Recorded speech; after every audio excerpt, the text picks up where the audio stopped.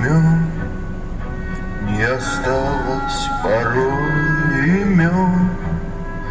Те, кто приняли смертный бой, стали просто землей и травой.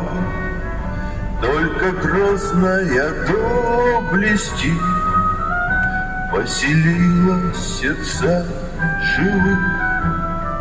Этот вечный огонь, нам завещанный одни, мы в груди храним.